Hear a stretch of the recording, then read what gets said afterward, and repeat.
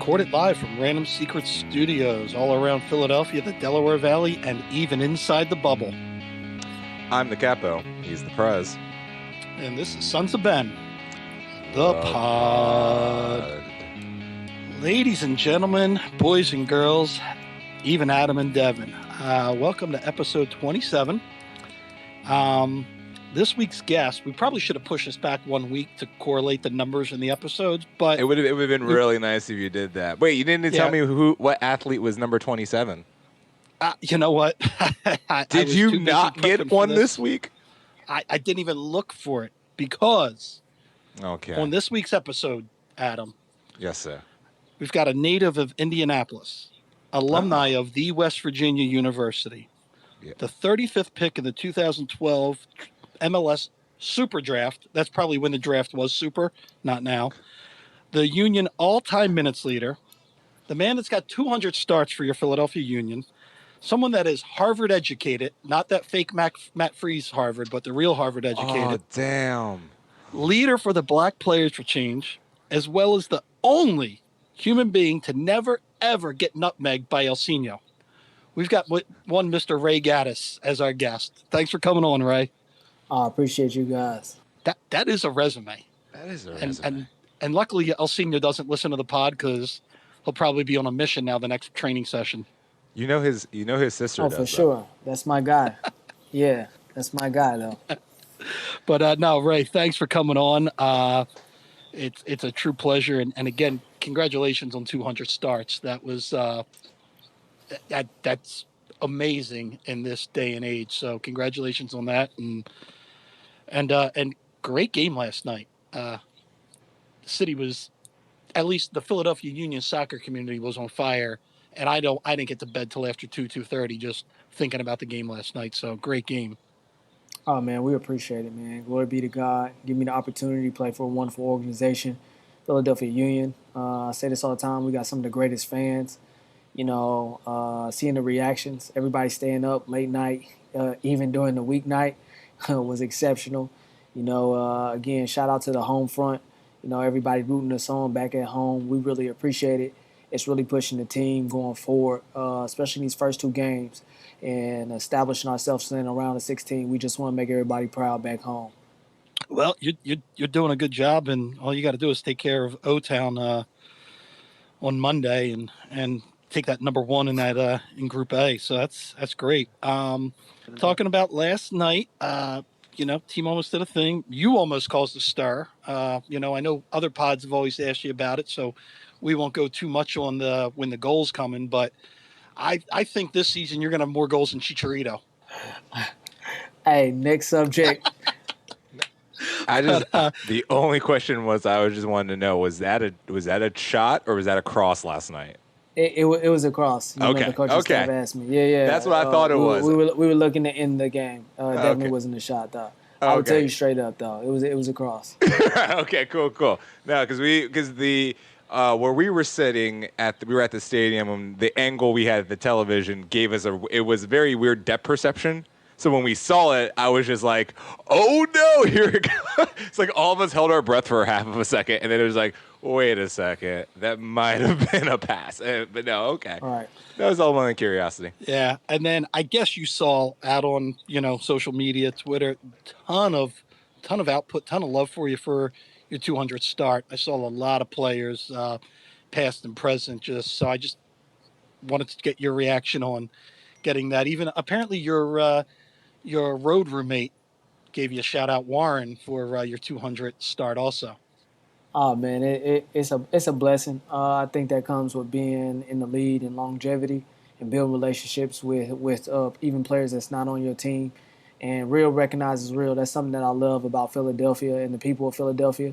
If you play hard, they recognize it, and that's no different in sports. And I just think that's a testament, again, from my counterparts from different teams, just really speaking up and just showing that support, but also respect as well. Yeah, no, and I love it. And it's funny how you talk about how real recognizes real and how Philly is real. And we're going to go a 180 from that, because let's talk about not real, how's life in the bubble? What's this experience been like for you? This has got to be a first for you as a player. Oh man, it's way different, man. Like I said, like mealtime, you leave the room, you stay in your room, you do your best. It's different. It's different. Like your teammate is your family, essentially. Ain't no real conversating with a whole bunch of other teams. You know what I mean? Just to stay safe. We touched on the COVID presence, and that's no slight to no other team. But you want to do everything to ensure that you're doing the best you can for your team. But it's just a different atmosphere. This being a 25th year of soccer in MLS, I mean, this is something that everybody always remember. The times are different. We playing a 9 a.m. game, 10:30 a.m. p.m. game. Never played professionally at these times. The heat is different. Everything's just different about this particular tournament, and there's still a lot on the line. So it's different in the bubble. You know what I mean? You gotta make sure your activities are right in your room. I should have brought a puzzle or something like that to really pass the time. But I got a couple books, so I'm good. In this podcast, so Sons of Ben podcast, I'm happy to be on there. Shameless plug. You feel me? Yeah. We accept all types of plugs, shameful or not. That's fine. You're good. If you get that board down there, we'll have you every week. Don't worry about it. All you have to do is ask. We'll send some puzzles. We'll just have to get them disinfected on their way in, but we'll send some puzzles. Oh, for sure. Look, I got some. I got something for y'all. Hold on. Oh, please. We got the disinfectant on site. Yeah. We do what we can in here in the bubble. Just the biggest can of Lysol. I love this. We do what we That can. thing's worth like $300 on the black market right now. Hey, man. You can't Solid. do what you got to do. Once you leave the room, you Lysol yourself down. When you come back, you got to quarantine again. I'm a big hand sanitizer and peroxide person. I'm like, for sure, got that on deck in the bathroom. It's like the Fresh Prince of Bel-Air's opening scene, but instead of like spray paint, he's actually just spraying himself with Lysol the whole time under his arms. He's just like, look, man, I gotta get this done. It's all good. It's Orlando, man. You gotta disinfect it. And that was before COVID. You had to keep it clean in Orlando. Oh man, Disney's a very clean place. I don't know what you're talking about. In fact, you should probably know that better than most people, Matthew. Disney is very clean, but outside, no. Oh, but beautiful Orlando. So other things in the news, but I wanted to talk to you. We said in the intro that you're one of the leaders of the Black Players for Change. Which one thing I'd love for you to clarify, was it first the Black Players Coalition, and then it evolved, or was that just ESPN or someone messing it up? No. It definitely evolved. There's been a newly formed partnership with the Black Players Coalition. With former and present NFL players, but we wanted to have a single, our own entity, even though we're within the same group. So we've banded together collectively to try to reform some various initiatives in present-day America that we feel that are important to advancing the pathways of new liberties for certain people in this life. And can you just give, our members and listeners just a little bit of background, how you got involved and how it just kind of just evolved, during this time? Oh, for sure. I mean, I think a lot of Black players, especially in MLS, were feeling the same sentiments, especially after seeing another death at the hands of the police who were supposed to protect and service. And I want to issue this statement. Not all police are bad police, but there are some police that are abusing their power and their authority that they've been given. And when we see it on recordings, when we see it on national television take place, I think that all of us should have a regard for humanity. Let me issue that statement now, because there's always that conversation where, sometimes it's lost in translation. We're talking about or dissing the police, and I'm not saying that because we need the police. I'm saying that on record, even on this podcast. But it came together with a group of guys seeing the narrative play out continuously, and we were all feeling the same sentiments about how there needs to be justice for the injustice that is going on at the hands of Black people. and we just collectively got together and we thought, well, what we can do, what can we do, and use our platform to create change. And one of those initiatives also is to create cross cultural diversity in education. You know, sometimes just having the conversation with your counterpart who doesn't look like you. This is a part of a core pillar within the Black Players for Change to educate them and for you to educate us on why you may think the way you do or your background is different, but to try to come together to have an understanding of how we can have a solution to very real problems. And I know it looks very different for me because a lot of my realities aren't the experiences of my counterparts. So we came together based off of, you know, seeing another death, such as Mr. Floyd, whom we pay respect unto, and just tried to create a group that was going to be and leave a long-lasting imprint, not only in the soccer community but also outside the realm of soccer. And real quick, can you just touch on the? It really went around, I think, the country, what you guys did against NYCFC with the names on the jerseys and the whole movement you guys created there. Can you just touch on that a little bit? I mean, it was a group decision. It was a collective decision. We came together. I think that there were some powerful messages in it. The first message, one name too many. There honestly are enough names to go around for each MLS team to actually wear a victim of police brutality on each jersey. So, you know, these are just hardline facts. I'm not spitting anything to you that's not true. Number two, we had a teammate.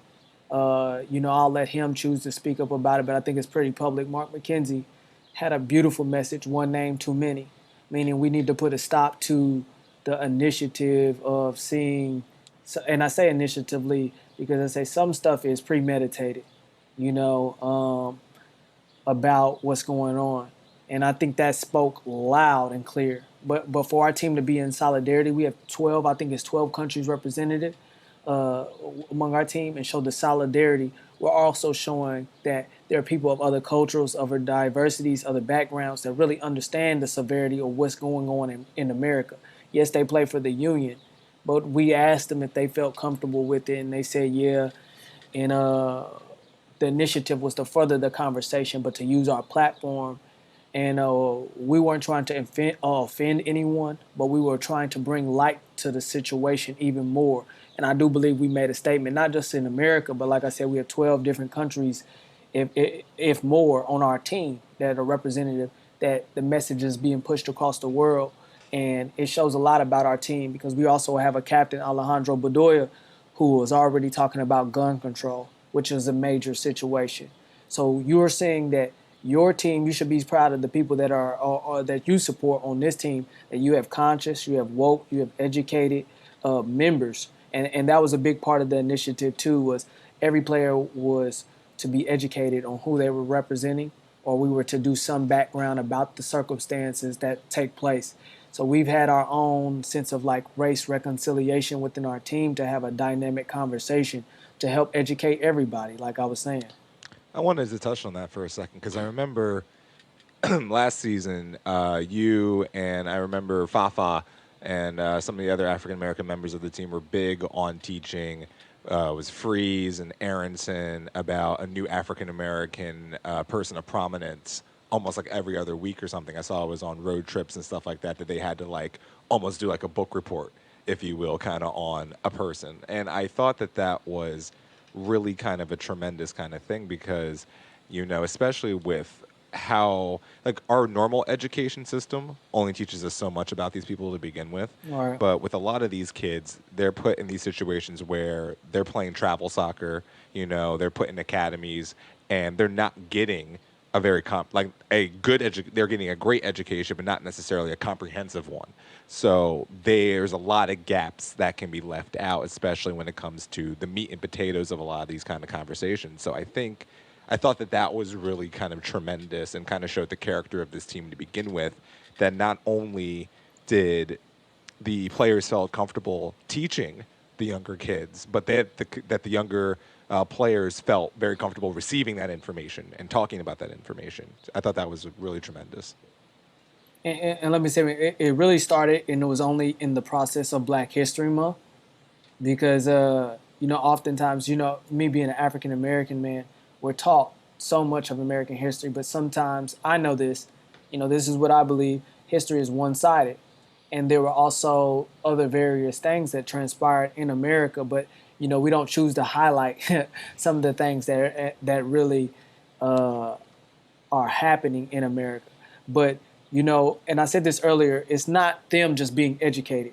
I've learned a lot from players like Matt Real, who has a different background. I learned a lot from Brendan Aronson of what they know, and it shows me that they do know a lot more than what's being said. But also at the same time, they're a very present catalyst to advance the conversation because they're the next generation. I'm 30 years old. These are 18, 19, 21-year olds, and it's showing me that there's a lot of great hope coming in behind me just on matters off the field and where their headspace is. And that's an applaud to our homegrown players and some of our youth players and even the players who aren't from America. And it's showing. I said that they are. I can't say that they aren't being taught, but they're willing to learn. And that's the beauty of soccer with so many different cultures. You learn. You really are being educated. I don't know if everyone sees it that way, but you learn so much. You learn languages. You learn cultural backgrounds. You know heritages. You learn a lot of history. I've learned so much over my tenure here, stuff that I never learned in school just from talking to cats in the locker room. Like, oh, okay, learning different languages and stuff, picking up stuff. I'm like, okay, and that really helps us on the field because I feel like you can talk to me. You have an understanding of where I'm coming from, So Yeah, it's one of the things that I loved hearing about, like what Adam touched on, is that it it's a conversation. It's not a one way. I'm gonna tell you the history of this. It's a conversation, so you get someone's perspective, and even how they translate how that one culture reacts to you. Like some people are like, "Oh my God, this guy's like his hand gestures are going all the time. I think he's coming at me." Where that's just people are bolsterous. So some people just to learn that people take things a different way. So having that conversation was one of the things that I was like, man, I'm really proud of you guys for doing this. I'm proud of the younger guys for listening, for you guys having those, you know, mutual conversations. And one thing I want to say is, you know, if it's in a history book, it doesn't mean it's true. So I hope a lot of right. people understand that just because it's in a book doesn't mean it's 100% true. And hopefully they pick that up with having conversations with each other. I was told as a youth Pluto was a planet, and then as an adult I was told it wasn't a planet. So I'm just saying. I mean, I'll take it one step further. The Word of God says, "And ye shall know the truth, and the truth shall set you free." John chapter 8, verse 32. But I say that to be said, 1492, Christopher Columbus sailed the blue and found America, but there were already people already here. So, I mean, that's just the truth of the matter. That's just an easy one right off the top. Not to negate that he may have found something, but there were already people here, so he didn't discover it. Yeah. So, Also, Leif Erikson made it to Canada almost 200 years prior to him, so he wasn't even the first European in the continent. But that's another story for another There's day. a great book on how the Chinese were in their huge junk ships were already here. So we could go on for days on that. But my question for you, Ray, on the Black Players for Change, I guess is what can we as supporters and fans do? Like right now, you guys are doing a great job reaching out to each other, the players and the organizations. But where can we as fans and supporters, like groups like the Sons of Ben, go and make this thing grow and expand it? I mean, one of the initial things that I've said to the players is, you don't realize how much of a voice that you have within the spaces that you're in that we may never ever get in. But you were talking about the twofoldness of our conversations. I said sometimes a lot of the conversation of what's going on in America is because it's falling on deaf ears. As long as you have an open ear to listen and to have the mental capacity to want to understand, then it goes a lot smoother. Your family may receive something of you that I may say, but you receive of me better than if I say it to them. And I said, that's just a reality. People respect you because they have a relationship already built up with you. Educating yourself, Just like I said, it's a two-way. It's always a two-way street for me, because I said I've learned a lot from different counterparts who don't look like me in this process, and I said, but I've had an open ear to hear where they're coming from. So anytime you can educate somebody in a space that we could never reach, you're helping better the situation. This is just an easy one-off. I'm not talking about any financial giving. I'm not talking about any, trying to make a impactful stance. And I tell people all the time, just because you see people doing activism is merely more than marching and protesting and speaking out. But if you're having these conversations in small spaces, your homes, your friends, calling people out on various microaggressions to curb what's going on, or allowing them to have a better thought process about, this is why this person, like we're talking about reaction. This is why they may act this way. Don't make an assessment based off of what you see initially, and that's just something so simple. That's not a hard ask.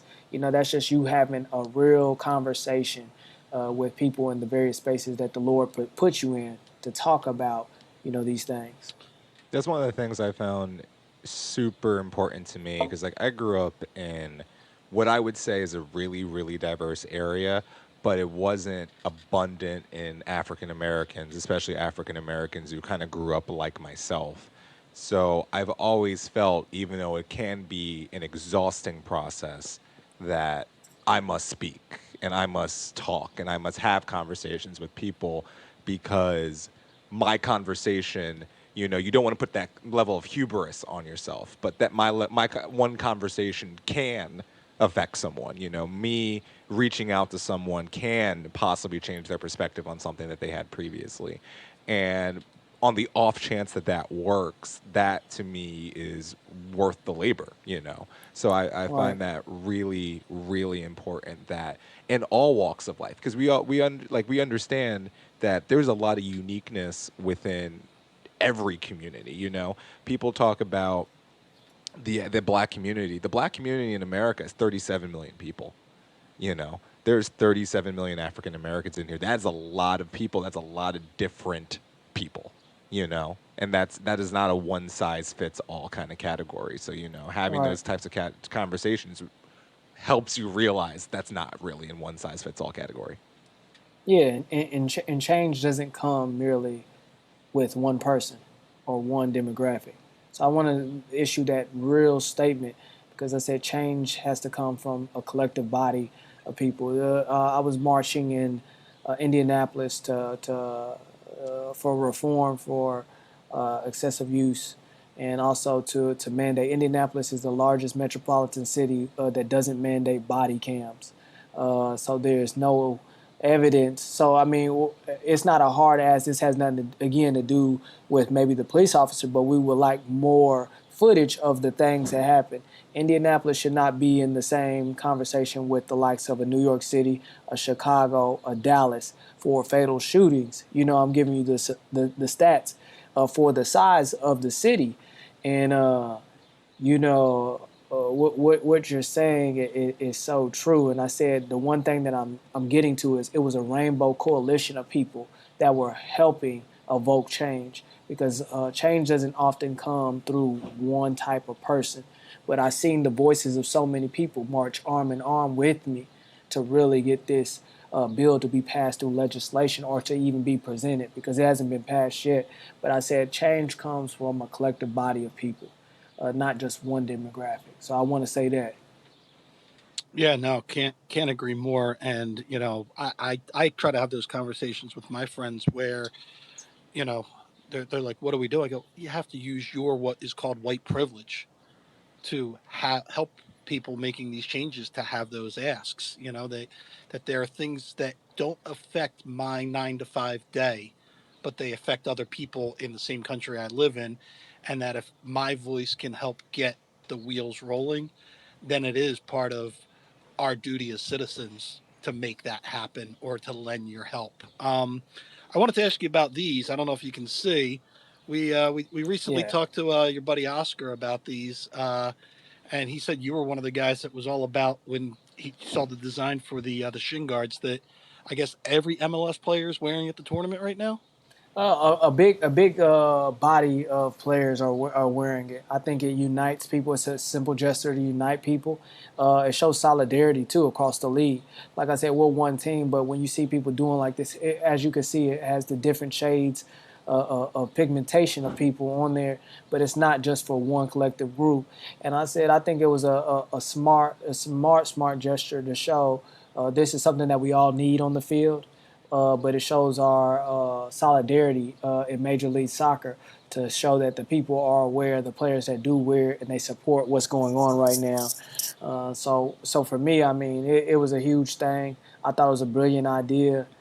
It was another way to voice in a special way in the soccer community, but to let other people see that's very unique to other sports how we can demonstrate inclusive diversity and inclusion in Major League Soccer. Yeah, and like I said, we talked to Oscar, had him on just to talk about it because he came on our radar from another friend, and it was just fascinating to hear how that kind of came about and how he got it out to the teams and how the teams were receptive to receiving them and the players themselves wearing them down at that tournament at that time. So we thought it was a great story. Just wanted to get your take on it.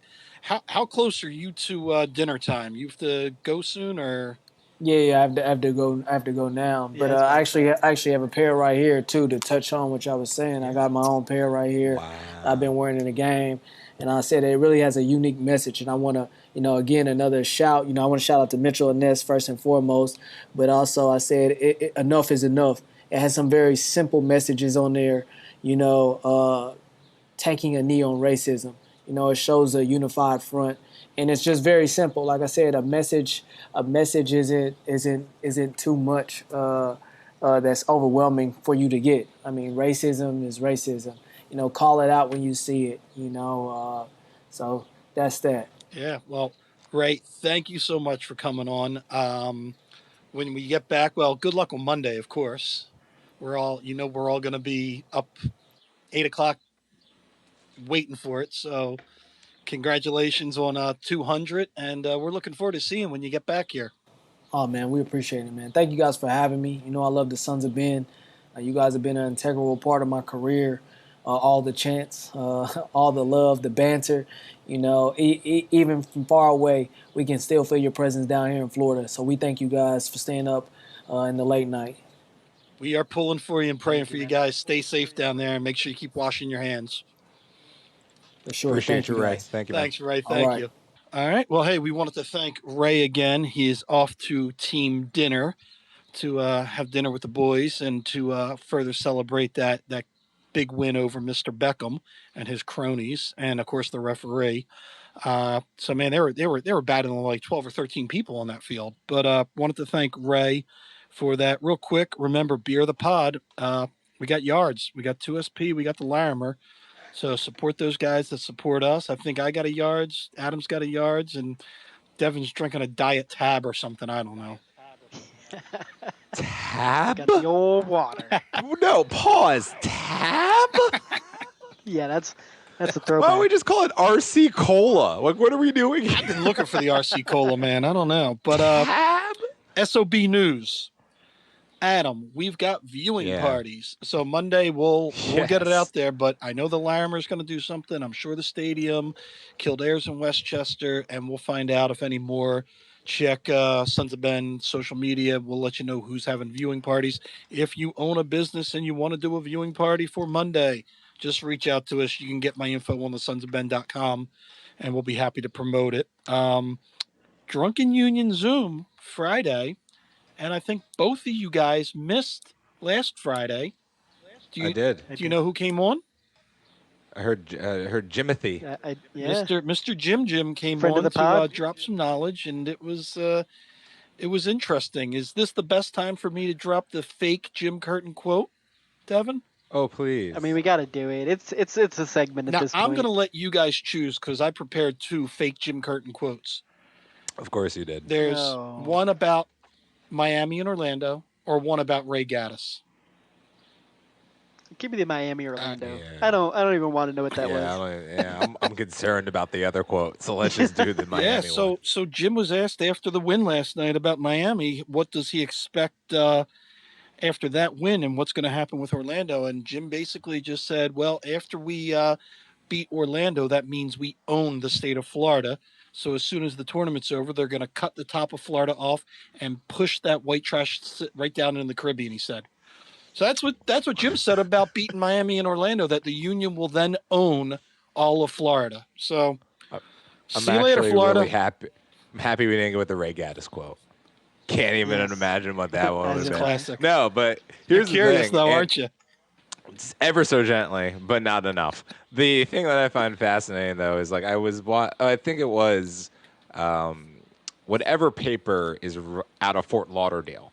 Orlando City took out a half-page ad in said paper that just said, Florida is purple.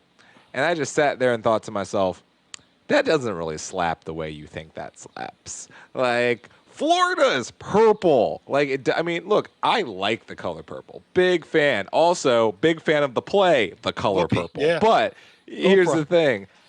I'm okay with that, but screaming Florida is purple is not really cool. I'm not gonna lie. It just kind of doesn't slap that way. And here's what's gonna be real fun when Miami wins a game when they say Florida is pink. Well, all I got And to say about that is whoever came up with that Orlando campaign is probably the same marketing genius that came up with MLS is back or the Dallas Burn. It just goes, that's par for the course for MLS marketing, you know? The Dallas Burn was such a great, terrible idea that I honestly want to bring it back. Everything that the 90s was is now gold again. So bring back the Dallas Burn. Yeah. But put them someplace else. Make them the Las Vegas Burn. Now- That would work very well. Okay, but you have the Dallas Fuel. Is that not First, the same thing? Shout out. Like it's so close. Dallas Fuel is yeah, but the Burn it's an STD joke, Devin. It's an STD joke. Okay. I'm not hip with the times. I'm sorry. No, it's a joke about getting burned. Get it? Gotcha. Yeah, okay. Gotcha. Okay. I'm glad we had the. So, Yeah, but the fuel also good name. speaking of other things that Devin is hip to, Devin, I think you have some Sons of Ben Discord Ripcord news. Yes. Oh, it's on today. You're getting all the Discord news today. Adam has finally joined the Discord. That is the news of the week here. Come on. He's on. He's in there. But the bigger news, so over the course of the MLS is Back tournament, we're going to be doing a little predictions challenge thing here. You can throw your predictions over in one of the Discord channels, and we're going to tally up some scores, and whoever wins at the end of the tournament gets a piece of Union, a Union prize of their choice. And then if we're also going to do it for the rest of the regular season, if that ever happens, and then you all get a bigger Union prize of their choice. Devin. So, Devin. yes, I hear you. Is this gambling? No, it's not gambling. But if you want gambling, we can make that. Is this happen. why you asked for the keys to the merch shed from the Sons of Ben? Are these where these prizes are coming from? We have a merch shed? Yeah. Wait, you found out I took Yeah. the keys? Ah, shit. First off, I just thought we had a trailer that occasionally gets broken into in the middle of a parking lot. We have a merch shed. I Well, want to it's see a trailer. this. It's a sea container, but you know. Well, anyway, if you want to join the Discord, there is a pinned thing on the top of the Twitter with the link in it. Go join it. Get in there. We actually had a great time for the Miami game. Just talking in there. There was a bunch of guys in there who were just reacting to the game, and it was a lot of fun in there. Literally, So, Jared speaking in the Discord as we were doing this podcast. Like my Apple Watch went off, and all I see is Jared's freaking giant ass thing. I'm like, okay, cool. The Discord is popping. One last thing of MLS Union news, and then it is a question purely for Adam. So apparently, DeMarcus Beasley called your boy Brendan Aronson silky in a tweet. Does this now change sexy season to silky season, and should we start printing the T-shirts? First off, no. Silky is now Brendan Aronson's nickname, and we're going to do whatever we please with that nickname, with chants and T-shirts and whatever. But the sexy season, specifically the sexy season, does not die. Happy that you're busting open another beer as we go here. But yeah, the sexy season does not die. No. Because that's the whole season. And let me tell you, the last 2 games, very sexy. Very sexy. That counterattack, mucho sexy. They were sweaty too.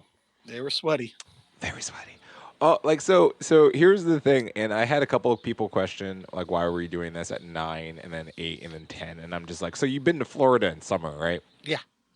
You shouldn't. But it's just like, because here's the thing, even at like 10:30 at night, these people are sweating through their jerseys. Also, I believe that the Miami black jerseys are phenomenal. I think they're just the bee's knees. I ain't gonna lie, it's a really great color scheme. But their away jerseys are like see-through tops at a wet t-shirt contest. Oh, they're in mesh. Daytona. They're those horrible '90s mesh sleeveless shirts that people in Florida would always wear. That's what they are. This leads, you saying the phrase mesh leads to a question that I didn't think I was going to have this pod, but please, I'm going to ask it anyway.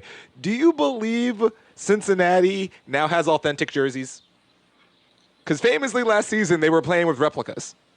Do you think Adidas has gotten off their ass and finally gave them jerseys that actually have 2 patches on them? After your first season, you get real jerseys. Like Miami and Nashville don't have real jerseys. That's why they've got the Right Said Fred mesh shirts in Miami, because Adidas doesn't catch up in time for the expansion teams. So my famous fabled girlfriend, obviously being from Palermo and being from the only other place on the planet Earth that wears pink and black, She's famous is now? like, what's up? Well, I just keep referencing her in every third pod because of just European connections, and that's just a nice little juxtaposition or a control sample, if you will. But regardless, I thought it was because I mentioned Right Said Fred and you wanted to talk about that. Absolutely not. Also, shout out to Palermo. They had a natural disaster today, and my heart goes out to those people because that looked awful. It had like one of the worst rains that they've had in a really long time, and you know, my girlfriend's family is okay. I'm really appreciative of that. That is one of my homes. You know, love that little town on that island. So shout out to them, and I hope they get safe. But their soccer club is famously the pink and black team of like the world. Like no one else has this color scheme. So then Inter Miami shows up with it, and I'm just like, so you show up in your first season, you have a black jersey and a white jersey. You don't just go balls in with the pink. You had an opportunity to go balls in with the pink, and you went black. There's other black teams. There's teams that are primarily black. You know, I thought missed opportunity by both Adidas and Inter Miami on the first season to just make a stunningly pink and black jersey. I mean, Victoria Beckham gets what Victoria Beckham wants, so I don't know what to tell you. That woman designed a Range Rover, or I guess technically a Land Rover. But like that's how much street cred Posh Spice still has in the greater United Kingdom, is they're allowing her to make cars. It's probably the girl SUV, but anyhow. It is. It is so sleek, though. Speaking of England, Premier League news, Devon's manager of choice, his one and only love, is not happy with Amazon's documentary on his Tottenham Hotspurs. Jose is not happy with this, Devon. How do you react to that? I thought it was Paunch. No. Neither am I. What, you're not happy with the documentary? And also, I don't even want to. It's going to be so. I mean, for everybody else, it's going to be great. It's going to be great to see because, especially for you guys, you're going to love it. But yeah, I don't want to relive most Why of this. Why do mediocre clubs get documentaries?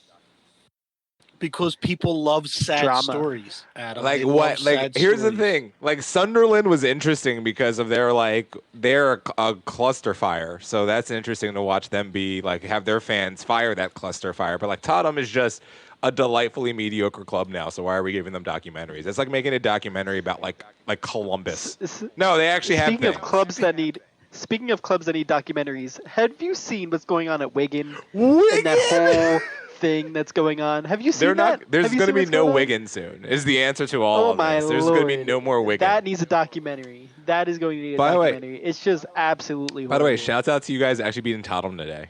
Congratulations. Or not, you beating Newcastle. Whoa. There you go. Congratulations on that. What are you now? Thank you. 7th? We got 7th, and with Manchester City not being banned, our European hopes are now gone. Pretty much. So you're just making Europa gone. at your best bet. That might be a stretch. So we'll see. Man, what are you gonna do? You're gonna have so much free time on your hands.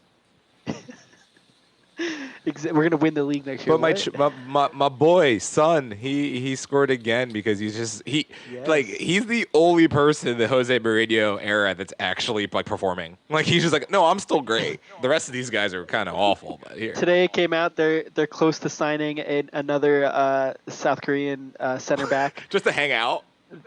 Like they're signing for like 18 million or something like that. I think he currently plays in like the Japanese league. Remember when the Union signed Charlie Davies with like zero intention of playing him just so he could go out with Adu, Pontius, and Bedoya, just bar hopping? That's the only reason. And here's the thing, love me some Charlie Davies, but we all knew what that signing was. He played, I think, 7.5 minutes for the Union total. So did Mo Adu.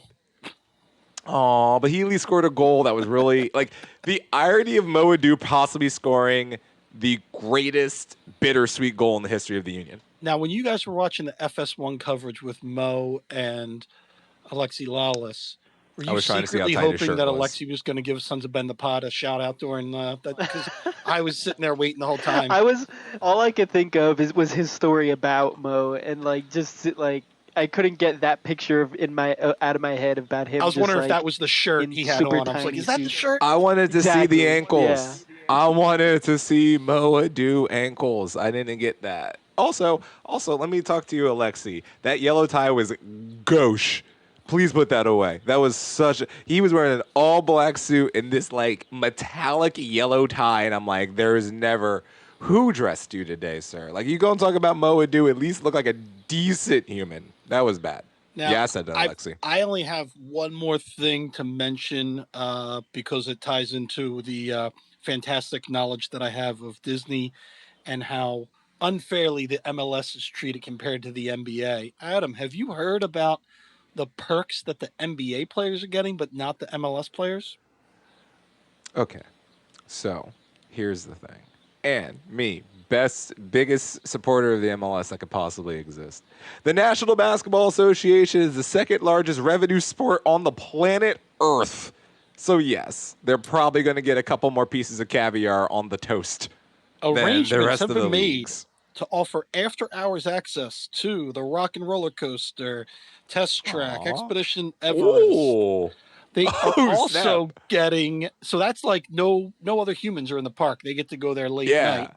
And then how do they all fit in them damn roller coasters? They all 7 feet tall. Golf at 3 different courses with tee times available throughout the day, 6 days a week. So the guys that can afford to play golf are getting it for free, but the MLS guys. And then they can also, and this might be popular in the NBA and with Mr. Joel. Well, no, this would be popular with Andrew Bynum. Players and staffers can sign up for bowling at Splitsville luxury lanes, as well as fishing and boating trips. So because the NBA just keeps getting and the MLS keeps getting ignored. Well, the thing is, like, here's the thing. MLS came back for a month, and the ratings are great. And everyone who follows my Sixers Twitter is very curious about Union Twitter. Like, some of the high-ranking people on Sixers Twitter were tweeting about the Union last night. So I do believe the Union coming back for this, like, 4 to 5 game period before the NBA came back actually was a good thing. Like, it actually gave them a bump that they wouldn't have got otherwise. But, look, this is just Adam Silver. Like, here's the thing. I don't think Adam Silver knows who Don Garber is. He might. Like, I think they've been on conference calls together, but I don't think Adam knows him like that. I think Don parked his car once, and that's how they, put straight up. Because it's just like, look, man, it's the same thing that happens when the Phillies go down to Clearwater. And the Union are down in Clearwater. No one gives a damn that the Union are also in Clearwater. It's Phillies time, man. It's look. We'll tell you how the playing field is now leveling. Last night, after the game, Adam, did you get in your vehicle and did you turn on to 102.5 The Gambler? Because if you did, you would have heard Mr. Latu and Dave Leno doing a real, actual post-game show. I can't believe I actually heard the damn thing. we had a post game show, not a 1 second like call in from 97.5 like and the Union won 2-1. We actually had a post game show. So shout out to Sean Brace and those guys on 102.5 The Gambler on Fox Sports, because we got real radio coverage now. I had a moment of hesitation because I was literally in my car and I was listening to Sirius XM because I had it on listening to Orlando NYI UFU coming in, and then I was like, oh wait, someone is specifically talking about my team and in a positive manner that is like geared towards my fandom right now. It's not like an objective person being like, oh, this happened. It is a person being like, did you see that? Look, what I will point out is, other than the fact that Sean Brace and his team are fantastic people, and I'm so happy that we finally have a partner that is willing to not only get the games, but get the banter, get the post game, get the pregame, give me the things that I crave when it comes to this, and maybe we can make less podcasts since Well, there's 12 of us. I will say I almost ran my car off the road moment, because got in the car, I'm leaving the Larimer, turn it on, and I hear Latu. And the last time I heard Latu in my car, he was actually in my back seat because I had to drive him home from the Larimer. So I had flashbacks. I was checking my back seat to see if Latu was there, but he wasn't. It was on the radio, so all was good. But yeah, I got a little scared. Here's the Latu moment of the match. Just imagine this in Seba's accent. I don't like this ref. He's the only ref in my career who gave me a red card. He wouldn't listen to me. This ref doesn't like to listen. God bless him. Here's the thing, and I'm very objective with refs. He was particularly bad. He sucked. He was particularly How bad. do you not VAR that Casper I call? don't. Yeah. When, I don't know. If you're not going to use VAR at that moment, when What is do the you point use of VAR? Why What do you is have the point VAR? of the entire exercise? I thought the MLS picked up that ref from the Villages. And we're like, oh, come here, old dude. Why don't you get a job with us for a The few Villages, days? though. The Villages. You know what I'm talking Damn. about.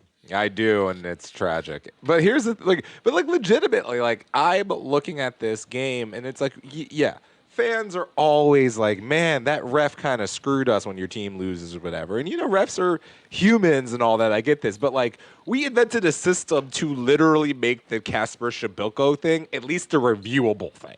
It wasn't even like it was like they didn't even review it. Like, that's supposed like. Every single touchdown in the NFL is reviewed, even if it's obvious as hell. They still have some dude in Hoboken looking at a screen being like, yeah, both feet are down, yeah, everything. So, like, the ball went in the net. It wasn't even like you were breaking up a play. The whole thing concluded. So you had an opportunity to stop, be like, let's take a look, let's come to a conclusion, because we have a completed exercise here. A completed exercise. We were already popping smoke and talent energy. We all saw it. So it was like, okay, cool, we're done. You don't stop for the VAR there. What is the point of having VAR? And I'm so happy that that wasn't how the game was decided. Because if I have 4 points right now, as opposed to 6 points, because of that... Like, do we still do games under protest? Like, what is this? Like, I authentically thought VAR wasn't available to us because of that. And they were like, no, it's here. And then I was just like, so what the bleep? Well, did you notice on the after shots on the vehicle that the ref got into? It was that Posh Spice Land Rover. That's all I'm saying. He was in my, yeah. And here's the thing. I get it. You got to make sure Miami is not 0-4 to start their franchise's history. Like that kind of would sound better. Like, are we going to have both the Florida teams just start their expansions being garbage awful? Maybe. But it's just like, and even the Telemundo refs last night, and I'm sure it wasn't, I know it's not Telemundo anymore, but damned if I'm going to call it anything else. Well, it's Univision, but it's whatever that expanded to, yeah. Okay, is that still NBC? I don't even know. It was on Twitter, I think. Anyway. TUDN. Sure. My apologies to my Latino brethren. I just forgot what your channels were. My apologies. BET is still there, by the way. Anyway, so we're talking about the fact that they were so obviously like, hey, Miami, do you want to do this thing? You can win this thing if you want. And I'm just looking at, like, I'm a person who was a broadcaster. You know, I've been a journalist. You know, I've looked at sports as objectively as I can, including teams that I've rooted for. I've covered the Sixers. I've covered the Union, or I've covered St. Joseph's as objectively as possible. There was nothing objective about those commentators last night. Do. Nothing. Oh, it was horrible. Nothing. Oh, Absolute, like all those commentators the entire time, all they wanted to talk about was Pizarro and Miami, and just continue talking about Miami. All these Miami players, let's talk about Miami. There's two teams Can here. you not? You're not the Miami Can you coverage. not use the hard Z in Shabilko? Oh yeah, Zabilko? and Montero. Zabilko. The Montero one was horrible. Let me. This is the last thing I'll say, and then we'll throw it to Oscar. When that handball happened and they were about to give that penalty, that ref was about to not go to VAR, and I think it was only because they were like screaming in his ear, telling him that because he was about to give it. He was telling everybody to back up. He was so confident. About to put that ball down and give it, and they were probably yelling in his ear, saying that like you can't not do this. It would be way too obvious. Like 4 years ago, 5 years ago, the Union lose that game on principle. Not because they get outplayed, but they lose that game on principle because the Shabilko goal never gets looked at. That penalty totally happens. All that, like, all the wheels come off in the modern era. And here's the thing. That's a 3-1 victory, not a 2-1 victory. Because I've looked at that Shabilko that he was on. He was bleeping on. But so, you know what? It's one thing I will do this as positive as I can. That made that victory so much better, knowing that not only did we have to beat Miami, but we had to beat the refs, we had to beat the commentators, you know. So I was like, that win last night. I swear to God, I didn't get to bed till like 2:33 because I was thinking about it and getting really excited about this team. The last 3 matches that the Philadelphia Union have played have gotten you sexually excited. Like, legitimately borderline turned on. Adam, it's not the Fusion 33 seconds. Easy. First off, that's full arousal. Don't even give me that. No, I'm talking about the fact that you literally watched the greatest tie in team history that Stu Holden was still talking about to this day. You know, you saw the Union take on NYCFC and just squeeze them. Just squeeze the life out of that team, which might be terrible, by the way. New York City Football Club might be awful. NYUFU, you mean, but that's okay. They might be actually really bad at soccer because you've only scored 1 goal in 4 games. Baseball. They can't be good at 2 sports. They're not Bo Jackson.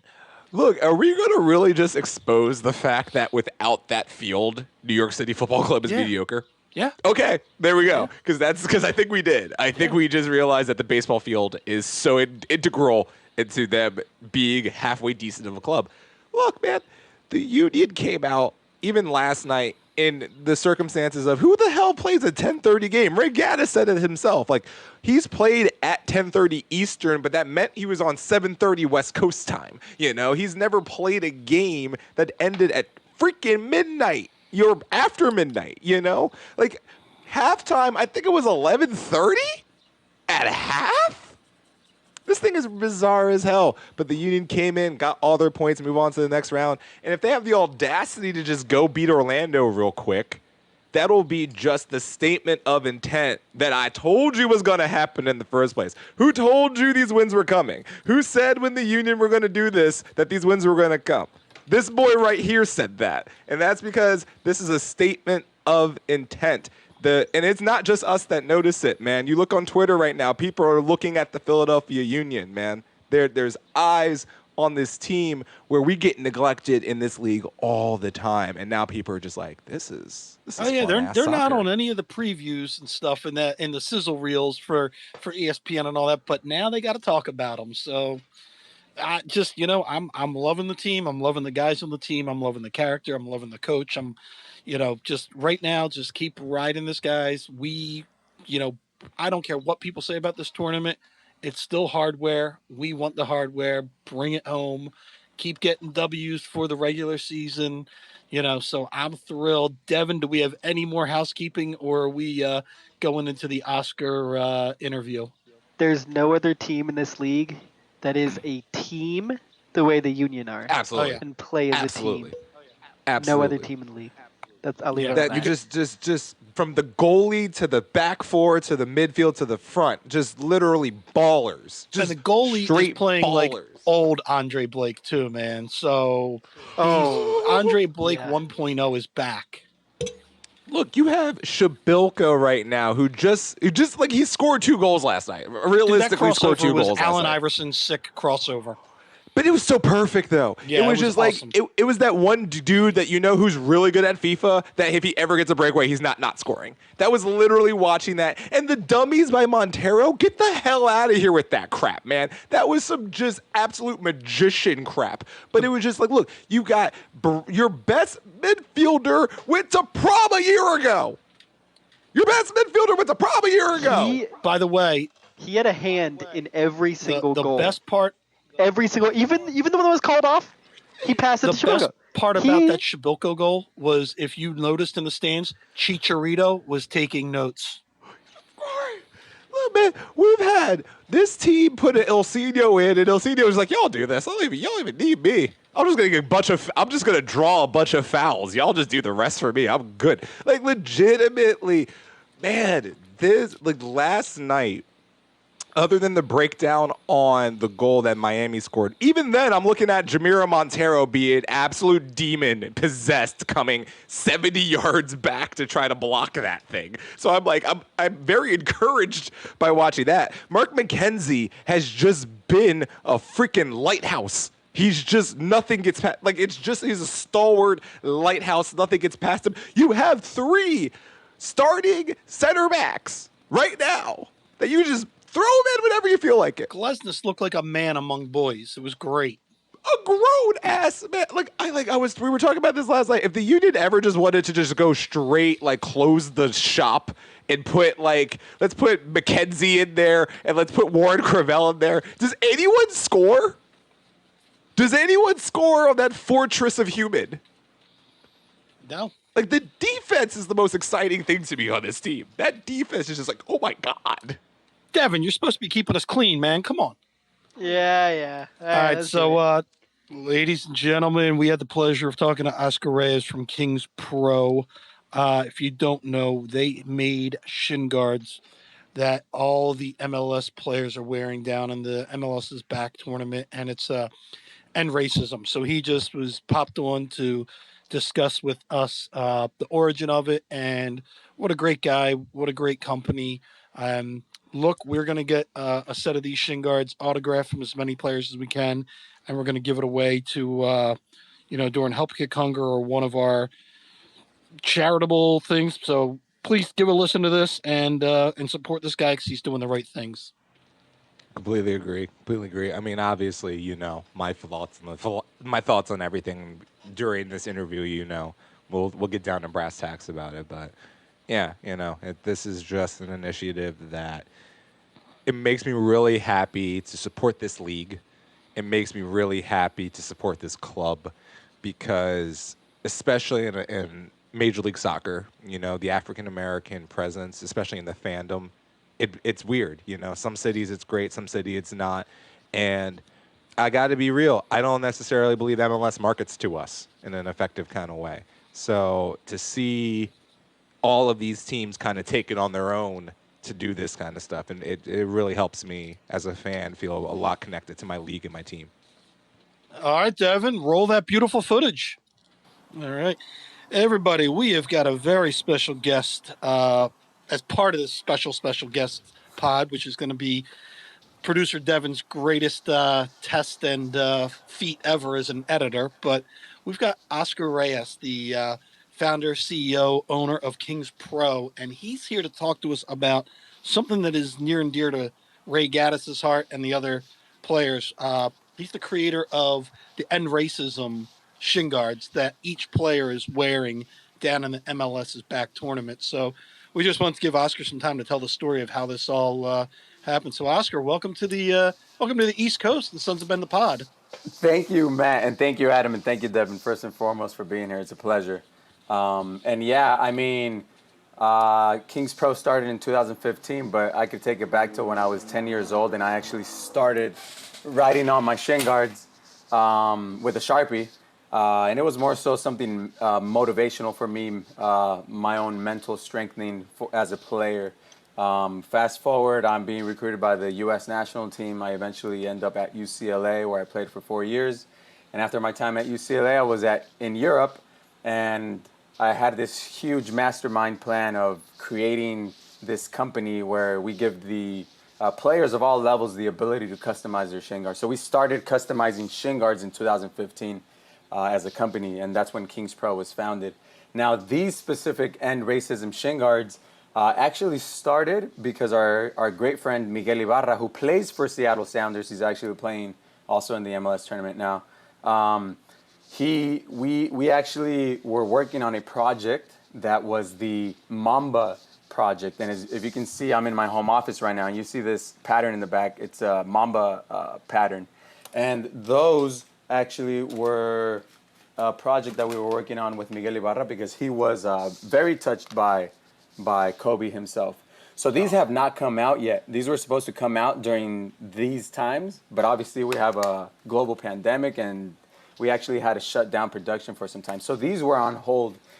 Now, when this whole stuff surfaced of George Floyd and the next days and the next days, and then there was, protest and all this stuff that was going on, my buddy Miguel reached back out to me and he was like, bro, we need to put these Mamba ones on hold and we need to make some end racism shin guards. And I was like, say less, let's throw up a design.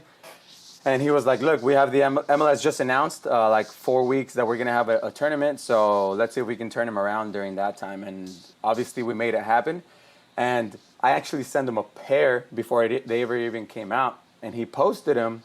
And immediately Philadelphia Union, New York Red Bulls, New England Revolution, and Seattle Sounders, obviously their whole team, wanted to wear these. So we made it happen. We got those ready, shipped those out. We've been actually taking care of Philadelphia players for several years now. And so Brandon Comiskey, who's one of the equipment managers, he's the main equipment manager actually there. We have a great relationship, and obviously we took care of the team, man. So they're all happy, and Ray Gaddis is the man to talk about those shin guards. He's very fond of the shin guards, and I'll let him talk about them. No, that's awesome. And you mentioned two favorites of ours between Ray and Brandon. Especially if you noticed, apparently he's a bad speller because he misspelled all the players' names on the back of their jerseys on the that first game. And I was wondering about that. That seemed a little interesting. We had Coach Jim Curtin on a call on Friday night, and he said Brandon was doing that last minute because they didn't tell the league. They said, we're just going to ask for forgiveness later. And Brandon was sweating it out. And then of course, me being a wise ass, I'm like, Jim, just tell the league he's a terrible speller. You'll be fine. But yeah, apparently the league was like, because of all the positive reaction, they're like, that's a great job. We wish you would have asked us. And they're like, you would have probably found a way of putting a sponsor or something on it. So no. But Pepsi presents. And when he found out of these shin guards, he was just like, cherry on top, let's make it happen. Yeah, he's a great guy. Adam, Devin, any questions? So when you decided to put these together, how long between production and what Matt's holding in his hand, like how long did that take really? So usually it takes anywhere between 10 to 15 business days because of the unique process. Yeah. But to expedite, we had them ready within 5 days, and that's that mock pair that we sent to Miguel Ibarra first. Yeah. To actually have them ready for production, it took us about 2 weeks to have ready to mass produce. Yeah, because it's one of the things I find very interesting, and there's a lot of responses. There's a lot of people who are putting their own hands into this particular subject, but a sport like soccer, and specifically MLS, has such an eclectic group of individuals, so many different backgrounds, so much diversity, and not all the same opinions. But it seems to be that this was kind of universally seen by MLS as we're all gonna do this one. It's not, we all see this, no matter who you come from, no matter what language you speak, this is a problem. Yeah. And I was watching one of the games earlier, and I believe Taylor Twellman was on one of the calls, and the commentators were just like, "There's three languages that you can hear out here very, very, very deeply," and it was English, Spanish, and profanity. Yes. And it was just like these were the things that were bridging all of us together, and I was just like, and then you look at but at the end of the day, everyone had the sayings on the back of their jerseys. Everyone had the armbands. Everyone was just like, look, we all know that this is something important. No matter where we come from, this is something important. Which is Yeah. awesome. Yeah, go ahead, Matt. Oh no, I was just saying, and it's been great because what we've heard through the Philadelphia Union is the players have been talking, and it's young guys like Brendan Aronson, who's a 19-year-old kid from the suburbs outside of Philadelphia, who probably has no idea, and they're learning not only about the people that have lost their lives, but just even their their their coworkers' experiences. And I think we talked about it on this pod with our diverse nature. Like when I get pulled over by a cop, I'm thinking, how do I get out of a speeding ticket? Not, is this guy going to whoop my ass? Where everybody else has got whole different. So it's been eye opening for some of these other players that interact with these guys every day, just see them as a teammate, but they don't know when they're leaving the practice field, their lives get drastically different, even though they're pretty much the same economics level. But because of the color of their skin, their experience is going to be different driving through the city of Philadelphia. 100%. And the sociologist in me, because by career I'm a sociologist. I graduated in sociology, and the sociologist in me sees the sport of soccer. I still currently play with the U.S. beach soccer national team. We just played our World Cup, and we're getting ready to qualify for the next World Cup. And soccer, just in general, is such a bridge in that sense that you are either playing against or playing with teammates or opponents that are from all over the world. And I think just in that sense, there's such a sense of unity in that after so many years of this happening in every single league, as you can see in Europe and elsewhere, right? There's just such a brotherhood that I feel that this is where the willingness comes from it, right? Look, I'm this color, my skin color is this color. But, bro, I'm not blind enough to see what's going on because, you're an amazing person and you're an amazing person and you're an amazing person. And I think that's just such a cool thing that soccer obviously does. And more so Yeah. than anything, it's not necessarily like, it's not the people who are like, I don't see color.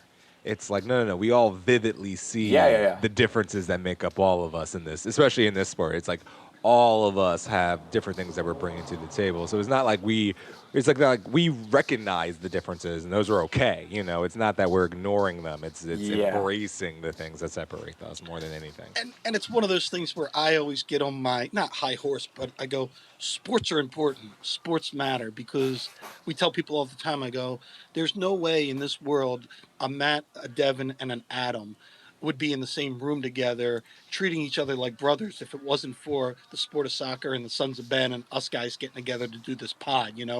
We all come from different backgrounds. You can tell by the color of our skin. We're all different ages too, because I'm the grumpy old man and these guys are young punks. But it's it's just crazy that the love of the Philadelphia Union and the Sons of Ben brought us together. So you hope that people, because of their enjoyment of sports, like in Philadelphia, when you go to an Eagles game, you see one color, you see green. You see a guy in the concourse and he's wearing that Eagles midnight green. You're like, "What's up, man? You're my brother." Yeah. Why can't we extend that to outside of the stadiums, outside of the sport? So hopefully someday that will be the only color we see, is the color of each other's jersey, and we'll all still hate the Red Bulls, but that's a whole different thing. It's a fair enough assessment right there. That's Oscar, awesome, man. how can people get in touch with you and order? And especially, we've got listeners that have their youth soccer teams, and maybe they want to get something custom made. What's the best way? Unless you want just me to give your cell phone out to everybody. That's one way to do it. No, they can definitely go to our website, which is kings-pro.com. Everything is out on our website. They can follow us on our social media, Instagram, Facebook, YouTube, Twitter, TikTok, all at Kings Pro. These specific end racism shin guards are only selling during this MLS is back tournament. So after that, we might have them on a membership plateau that we're going to build on our website. But other than that, they won't be available to the general public after this tournament. That's Got to hop on them now. Yeah, Now. get on them now. Get on Get them now on 'em. and watch the players. And then if you don't hop on them, I'm going to let you know Oscar did send us a couple pairs for us, so we're going to have some of our guests sign it, and we're going to auction them off for some of the charity work that we do at the end of the year for the Sons of Ben. So you might be able to win a pair if you bid on them. Very cool. I just assumed my signature was going to be good enough for them. You have to put other people's on there? Yeah, other people. Yeah. Oh, all right, I guess. I mean, if you want to do a little overkill. I Oscar, guess. thanks so much, man. We appreciate it. Hey, I appreciate you guys. Thank you guys for letting me be here, man. Of course. Thanks for coming on. Thank you. Well, Adam, Devin, that was episode 27. I personally want to thank... I was going to say it was episode former player Malcolm Jenkins. See? No. Okay. Maybe Quentin McKell? Quentin Michael? Yeah, it's Quentin. It was Quentin McKell. Quentin Michael, but anyhow. Wanted to thank Ray, of course, for coming on, for giving us a little peek inside the bubble. Want to thank Oscar for coming on, telling us about Kings Pro. Want to thank you guys. Want to thank everybody that's been listening to us from 27. And next week will be episode 28, the Ray Gaddis edition. Oh, no, we just did that. The irony is palpable.